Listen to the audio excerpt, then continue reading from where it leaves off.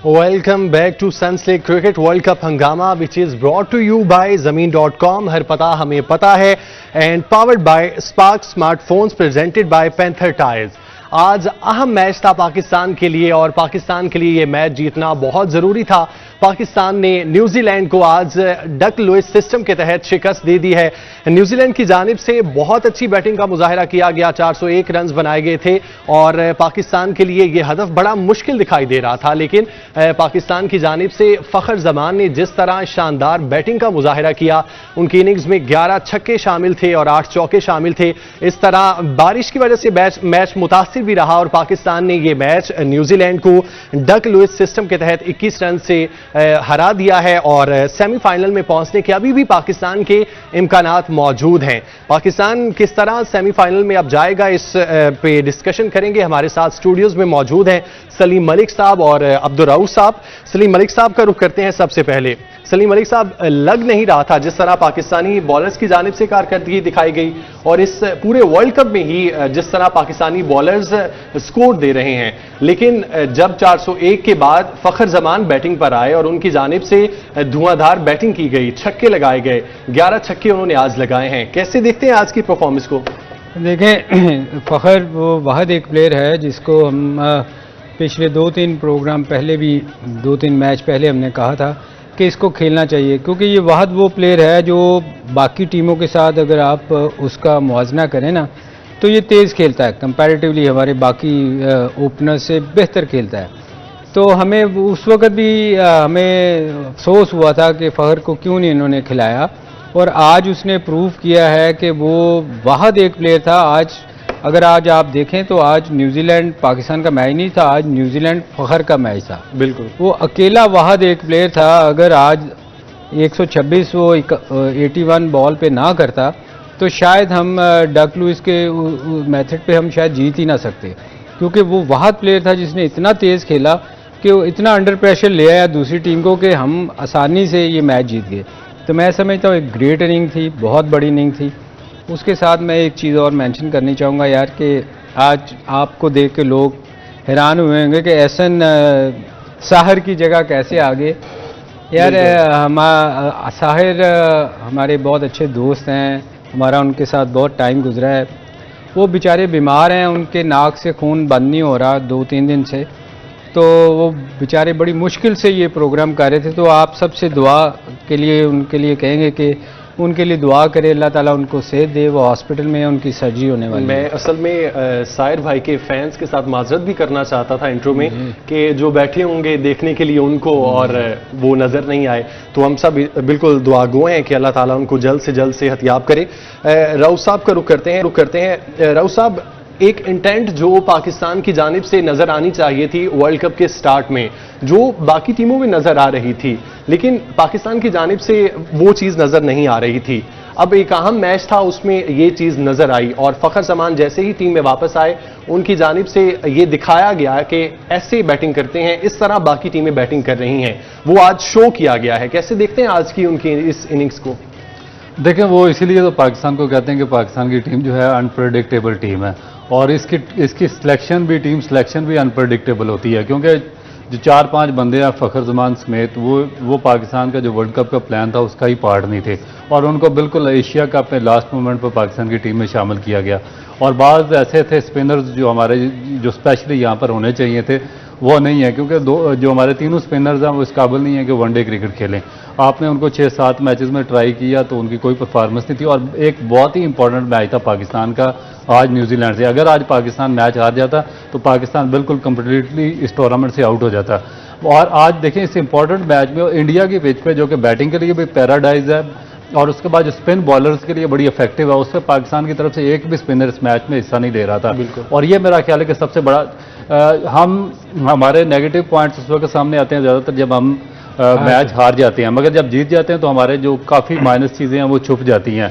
अगर आपने बेहतर करना, अपने आप को आगे जीतना चाहते हैं, वर्ल्ड कप में इंपॉर्टेंट पोजीशन लेना चाहते हैं, पाकिस्तान की क्रिकेट को बेहतर करना चाहते हैं, तो ये जो आपके फॉल्ट्स हैं इनको हाईलाइट करना बहुत ज़रूरी है कि आज एक सबसे इंपॉर्टेंट तरीन मैच था इस टूर्नामेंट में आपके लिए, उसमें आपका कोई भी स्पिनर पार्टिसिपेट नहीं कर सका। इसकी क्या वजह है? इसका मतलब है कि आपने जो सिलेक्शन की थी वो इंतहाई गैर मैरी थी, उस काबिल नहीं थे कि उनको इस टूर्नामेंट में साथ लाया जाता, और आज इंपॉर्टेंट मैच पे आपने उन सबको बाहर बिठाया और एक ऐसी पिच जो कि स्पिनर्स के लिए साजगार थी, उस पर आपने 4 सीमर्स के साथ न्यूजीलैंड के खिलाफ खेला।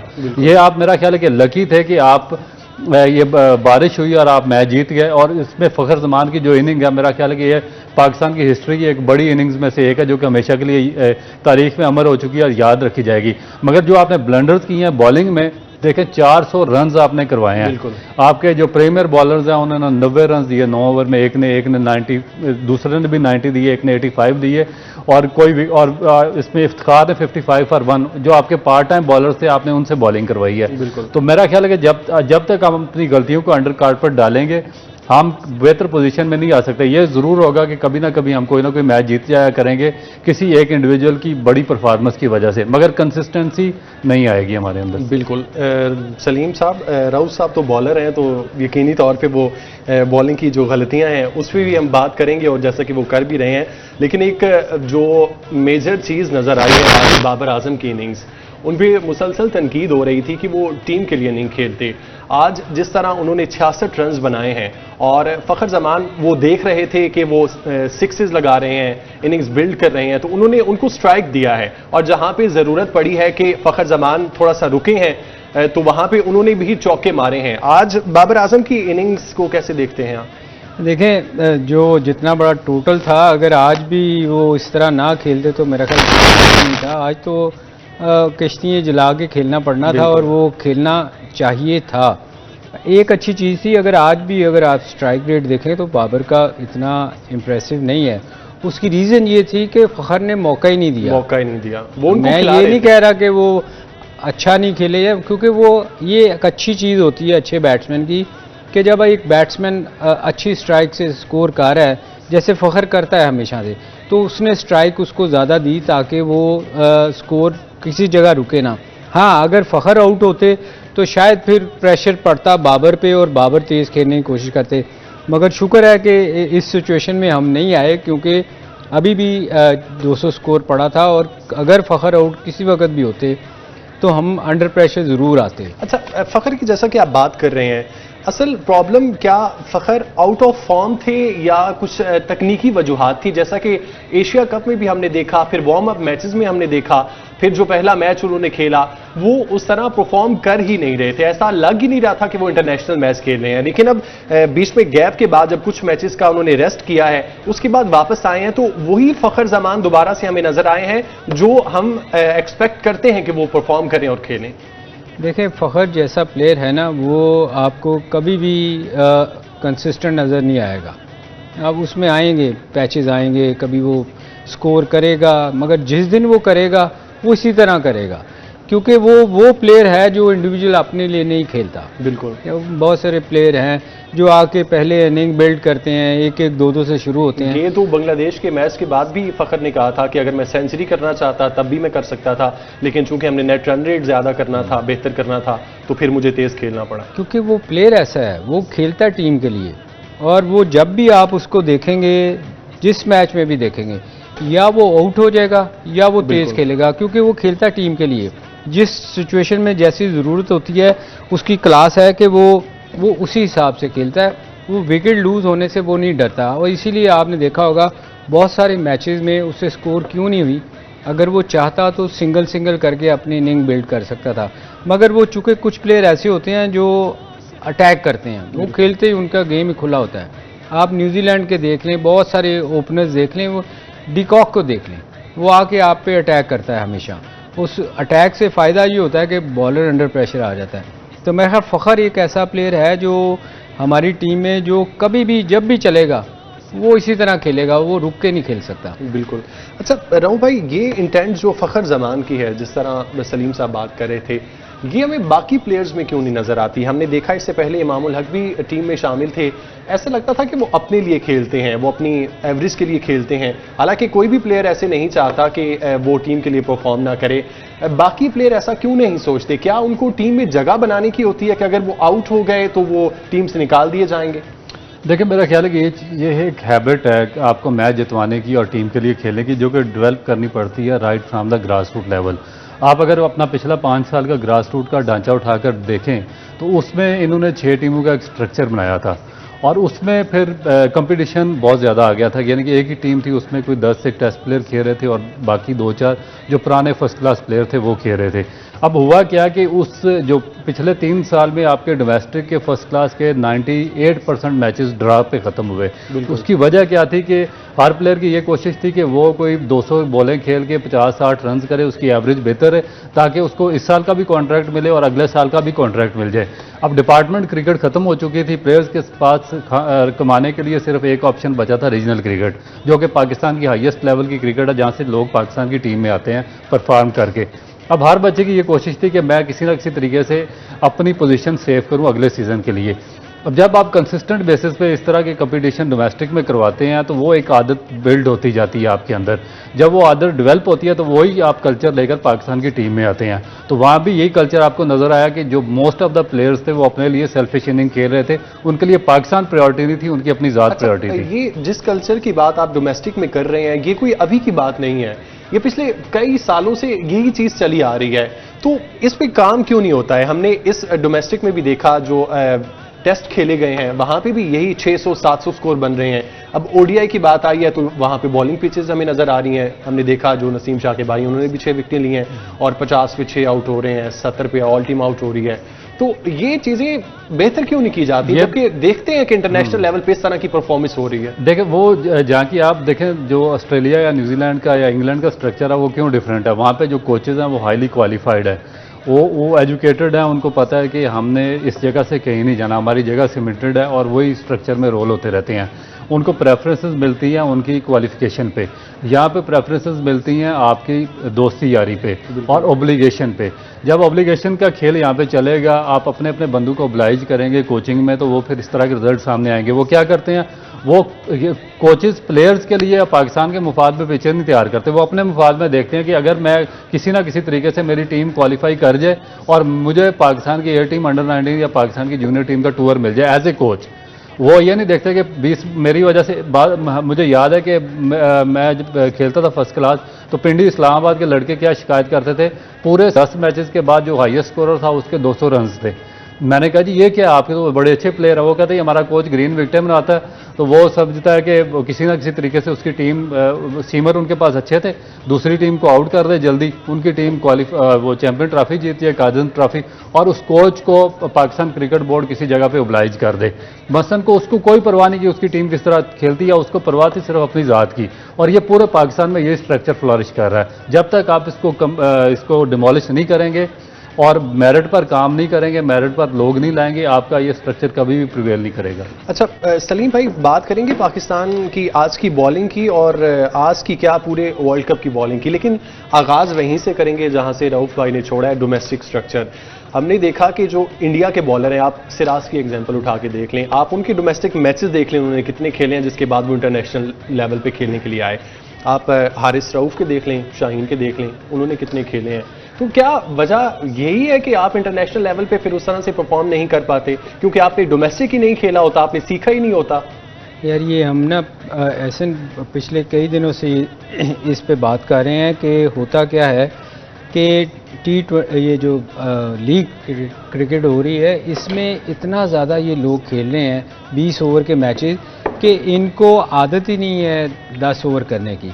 मैं हमेशा बार बार कहता हूँ इनको 2.5 मैच खेलने पड़ रहे हैं, 4-4 ओवर की आदत होती है ना, तो जब 10 ओवर करने पड़ते हैं तो बड़ी मुश्किल होती है। वो रऊफ और हम पिछले कई दिनों से ये कह रहे हैं कि ये कोई लॉ होना चाहिए, कोई ऐसा कि आपको डोमेस्टिक क्रिकेट जो बंदा नहीं खेलेगा, हाँ लीग क्रिकेट जिसने खेलनी है उसकी टीम अलग होनी चाहिए उसके लिए, क्योंकि ये रुक नहीं सकती, क्योंकि इतनी दुनिया में ये फैल चुकी है लीग क्रिकेट।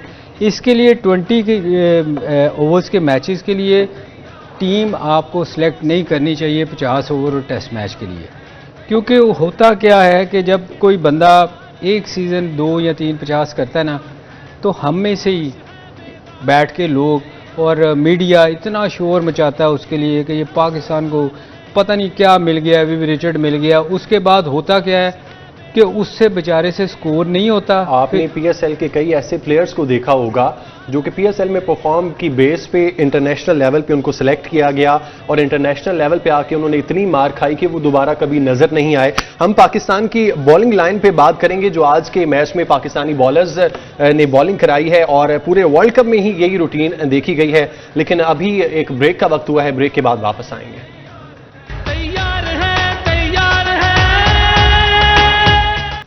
ब्रेक के बाद आपको खुश आमदीद कहते हैं। आज के इंपॉर्टेंट मैच के हवाले से डिस्कशन हो रही है। पाकिस्तान ने जिस तरह न्यूजीलैंड को आज शिकस्त से दोचार किया, बैटिंग लाइन के बारे में तो बात हो चुकी है, जिस तरह फ़खर जमान की जानिब से आज बैटिंग की गई और बाबर आजम ने भरपूर उनका साथ दिया। लेकिन पाकिस्तानी बॉलिंग लाइन जो कि इस पूरे वर्ल्ड कप में मुसलसल लैग कर रही है। आज के मैच के हवाले से भी बताएं तो शाहीन शाह अफरीदी ने आज 10 ओवर कराए, कोई विकेट हासिल नहीं की और 90 रन उन्होंने दिए। हसन अली की जानिब से एक विकेट ली गई 10 ओवर में, लेकिन 82 रन उन्होंने दिए। जबकि हारिस रऊफ जो कि इस पूरे वर्ल्ड कप में ही महंगे बॉलर साबित हो रहे हैं, उन्होंने 10 ओवर में 85 रन दिए और एक विकेट हासिल की। जबकि मोहम्मद वसीम जूनियर, जिनको चांसेस तो कम ही मिले हैं इंटरनेशनल लेवल पे, लेकिन वो स्क्वाड के साथ हमेशा से सेलेक्ट होते आए हैं। 10 ओवर में उन्होंने 60 रन दिए और 3 विकेटें हासिल की। जबकि इफ्तिखार अहमद जो कि एक वाहिद 5वें बॉलर थे आगा सलमान के साथ, जिन्होंने 8 ओवर में 55 रन दिए और एक विकेट हासिल की। आगा सलमान ने भी आज 2 ओवर किए और 21 रन दिए। अब्दुल रऊफ साहब से इस मुतालिक बात करते हैं। अब्दुल रऊफ साहब, वही जिस तरह हम ब्रेक से पहले बात कर रहे थे, डोमेस्टिक स्ट्रक्चर वही पाकिस्तान का वीक है। वहाँ से कोई परफॉर्मेंस निकलती नहीं है, कोई प्लेयर वहाँ पे खेलता नहीं है। क्या ये जो सारी लाइन आज बॉलिंग लाइन वर्ल्ड कप में सेलेक्ट है, जो आज के मैच में खेली हुई है, क्या इन्होंने डोमेस्टिक खेले हुए थे? क्या इनको डोमेस्टिक बेस पे सेलेक्ट किया गया जो आज परफॉर्म करते या ना करते, वो सवाल बाद में होता। हम शाहीन से आगाज करते हैं। शाहीन शाह अफरीदी, जो शाहीन नजर आते थे ना इस वर्ल्ड कप में वैसे नजर आए, हालांकि वो 15 विकेटें ले चुके हैं, लेकिन जैसा कि वो पहला ओवर आके कराते थे, हर जो बैट्समैन होता था वो उनसे डरता था।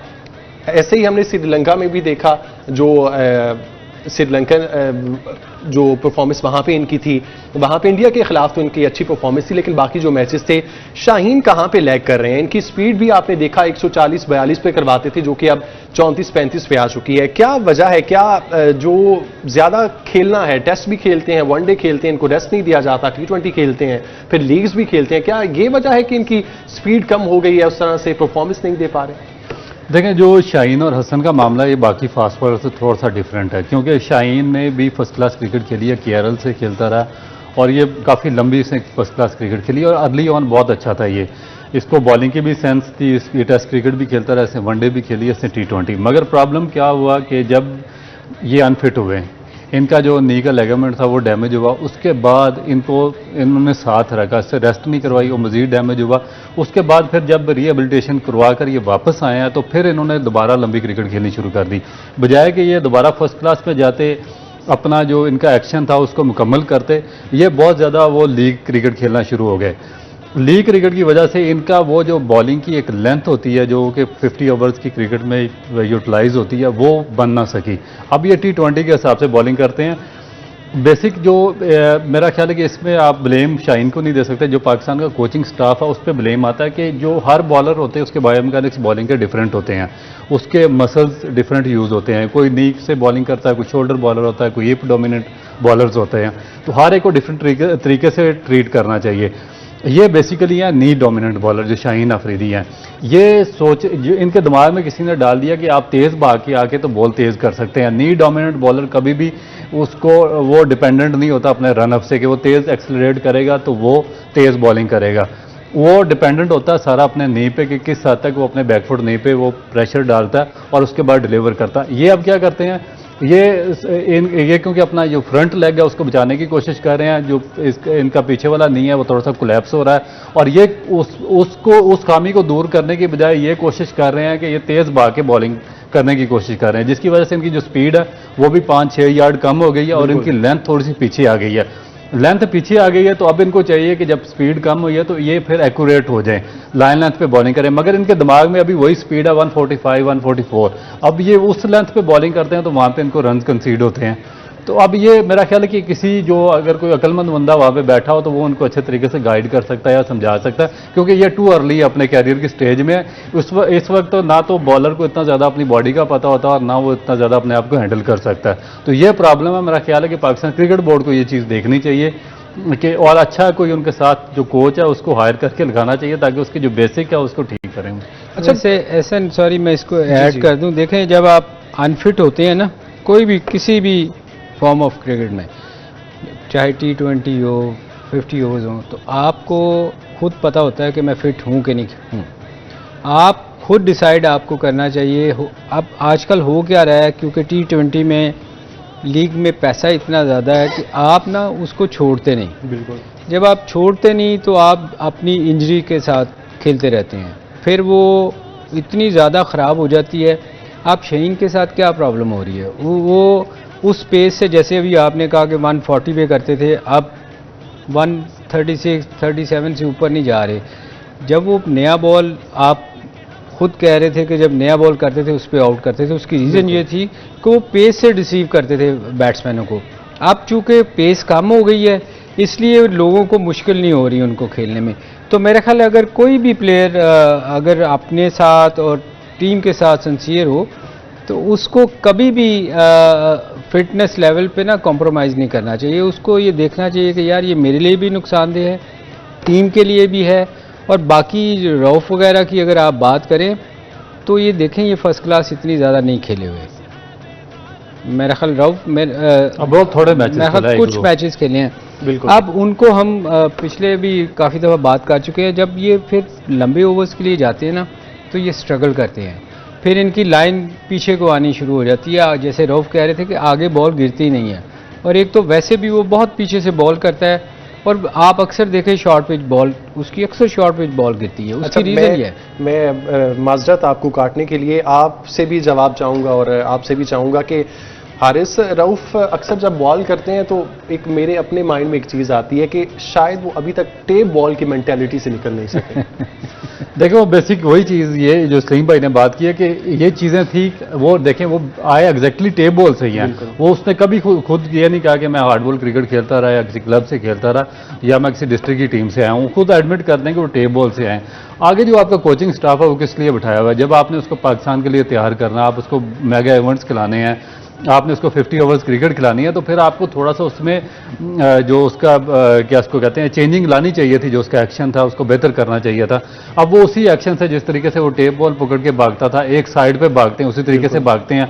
अब टेप बॉल में ये है कि आप नो बॉल से बचने के लिए पीछे से बॉलिंग करते हैं, तो वो कोई 2 फुट क्रीज से पीछे से बॉलिंग करता है, जिसकी वजह से उसकी जो लेंथ है वो ऑटोमेटिकली पीछे आ जाती है, शॉर्ट आ जाती है। पेस उसकी ज़्यादा है तो बैट्समैन को इतनी स्ट्रगल नहीं करनी पड़ती, उसको जस्ट मीट करना पड़ता है और उसको बाउंड्रीज वगैरह लग जाती हैं। तो ये चीज़ें जो कोचिंग स्टाफ देखे ना, ये अभी नहीं आया, 3-4 साल से तो है टीम के साथ। तो 3-4 साल में आपने करोड़ों रुपया तो कोचिंग स्टाफ पे खर्च किया ना। अगर वो यही चीज़ नहीं इंप्रूव कर सकते तो इसका मतलब है कि फिर आपने जो कोचिंग स्टाफ वहाँ पे रखा हुआ वो म्यारी नहीं है, वो इस काबिल ही नहीं है कि वो प्लेयर्स को ट्रेन कर सकें। अच्छा सलीम भाई, मैनेजमेंट है कहाँ पे?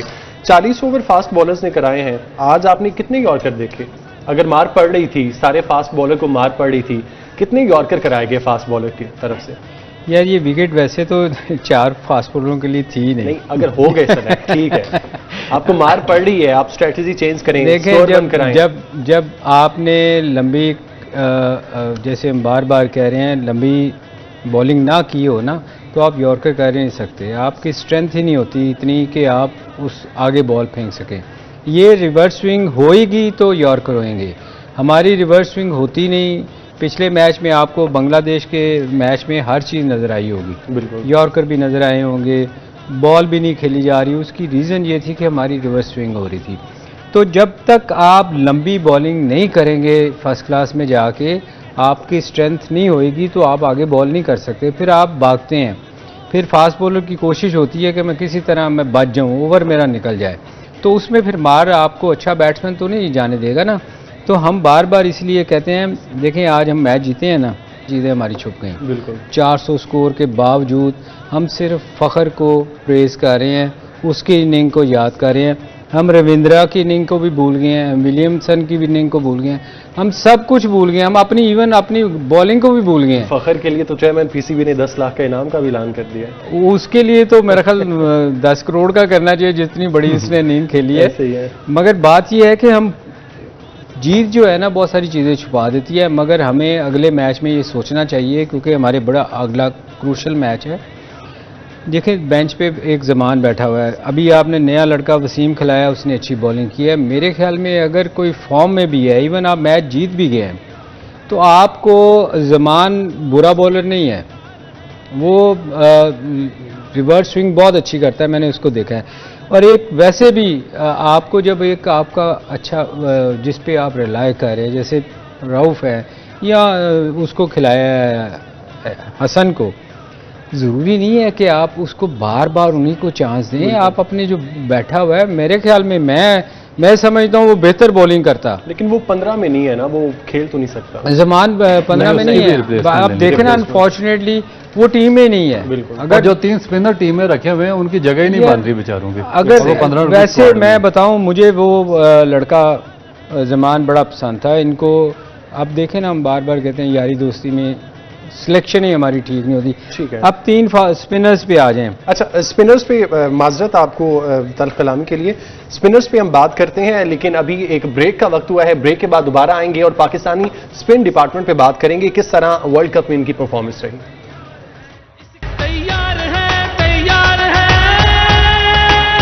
ब्रेक के बाद आपको खुशामदीद कहते हैं। पॉइंट्स टेबल पे भी बात करेंगे और आपको बताएंगे कि कौन सी टीम क्वालिफाई कर चुकी है और किसके चांसेस बहुत ज़्यादा हैं। लेकिन उससे पहले, जैसा कि ब्रेक से पहले हम बात कर रहे थे स्पिन डिपार्टमेंट के हवाले से, उस मुतालिक बात करेंगे जिस तरह इस वर्ल्ड कप में स्पिन डिपार्टमेंट की जानिब से कारकर्दगी दिखाई गई है। सलीम साहब इस मुतालिक बात कर रहे थे। सलीम साहब, शादाब खान हों या उसामा मीर हों, आगा सलमान भी थोड़ी बहुत करा लेते हैं, जबकि इफ्तिखार को तो हमने देखा कि 5वें स्पिनर के तौर पे भी आप खेले हैं। यारी दोस्ती के हवाले से बातें काफ़ी की जाती हैं, आप समझते हैं इसमें कोई हकीकत है कि वाकई यारी दोस्ती की बेस पे ये स्पिन डिपार्टमेंट सेलेक्ट किया गया, जिस तरह शादाब की कारकर्दगी थी, फिर नवाज की कारकर्दगी जिस तरह हमने माजी में देखी? यार वो बज़ाहिर तो देखें, आज हमें क्यों 4 फास्ट बॉलर्स के साथ जाना पड़ा।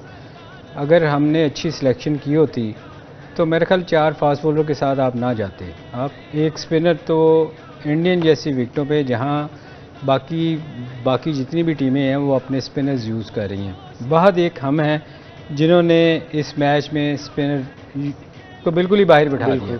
तो ये सिलेक्शन ही है ना, आप खुद प्रूफ कर रहे हैं कि हमारी सिलेक्शन अच्छी नहीं है, कि हम स्पिनर खिला ही नहीं रहे। तो ये हम बहुत दफ़ा कह चुके हैं ऐसा कि आके ना इनको बहुत सारी चीज़ों पे काम करना होगा। कि आप जब किसी भी टूर पे जाते हैं ना, किसी टूर पे, अब आपने ऑस्ट्रेलिया जाना है तो आपको ऑस्ट्रेलिया की कंडीशन के हिसाब से टीम सेलेक्ट, वहाँ पे खिला लें 4 फास्ट बॉलर। नहीं, मैं वही कह रहा हूँ ना जी, कि आप इंडिया गए हैं, आपका पाकिस्तान और इंडिया में कोई फ़र्क नहीं है। बिल्कुल। आप इवन बांग्लादेश चले जाएं तो आपको पता होना चाहिए कि हमारी कंडीशन में कौन से बॉलर बेहतर हैं। तो आप अगर सिलेक्शन, अगर जो आप बात कर रहे हैं यारी दोस्ती में, वो हम पता नहीं कितनी दफ़ा कह चुके हैं कि अगर आप अपने दोस्तियाँ निभाएंगे तो फिर आपको छुपाना पड़ेगी चीज़ें। फिर आप फास्ट बॉलर खिलाएंगे, कभी आप बॉलिंग करेंगे, कभी मैं करूँगा, जैसे इफ्तिखार कर रहा है या आगाज़ से करवाएंगे। बिल्कुल।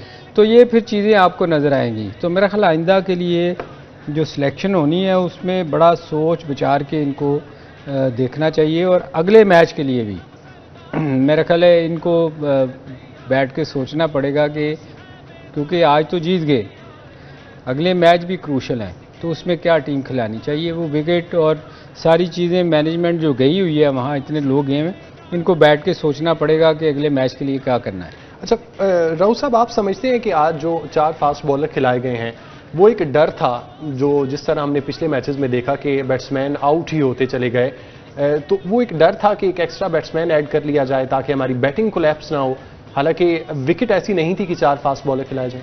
देखिए, मेरा नहीं ख्याल कि डर था, क्योंकि आप अगर इंडियन पिचेस की पास्ट हिस्ट्री भी लगा लें और प्रेजेंट जिस तरह वर्ल्ड कप में खेल रही हैं, आप देखें कि जो लास्ट मैच हुआ अफगानिस्तान का नीदरलैंड के खिलाफ, उन्होंने 4 स्पिनर से खेला। उसके बाद जो इंडिया का और एक बड़ा इंपॉर्टेंट मैच हुआ था ऑस्ट्रेलिया के खिलाफ, उसमें इंडिया ने 3 स्पिनर्स खिलाए।